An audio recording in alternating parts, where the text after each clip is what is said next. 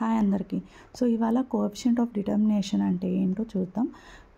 అది ఏంటంటే దీని వాల్యూ బట్టి మనము అవుట్పుట్లో ఎంత వేరియన్స్ ఉంది, ఈ మోడల్ అనేది పర్ఫెక్ట్గా ప్రిడిక్షన్ చేస్తుందా లేదా అనేది తెలుసుకుంటాం.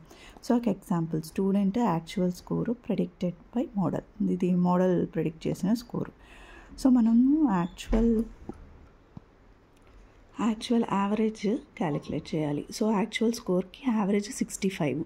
సో ఎస్ఎస్టీ ఎలా క్యాలిక్యులేట్ చేస్తారంటే యాక్చువల్ స్కోర్ మైనస్ యావరేజ్ వచ్చింది వాటికి అన్నిటికీ స్క్వేర్స్.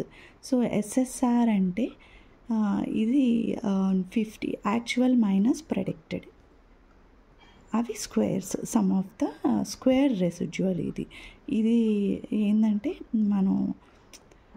మన మోడల్లో ఎంత ఎర్రర్ ఉండేది తెలుస్తుంది ఇది.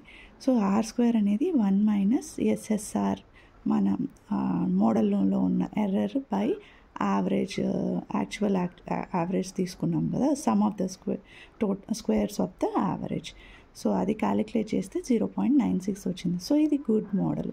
సో ఈ వాల్యూ బట్టి మనం అది పర్ఫెక్ట్ ప్రిడిక్షనా, యూజ్లెస్ మోడలా, లేకపోతే ఇది గుడ్ మోడలా కాదా అనేది మనం తెలుసుకోగలుగుతాం. Thank you.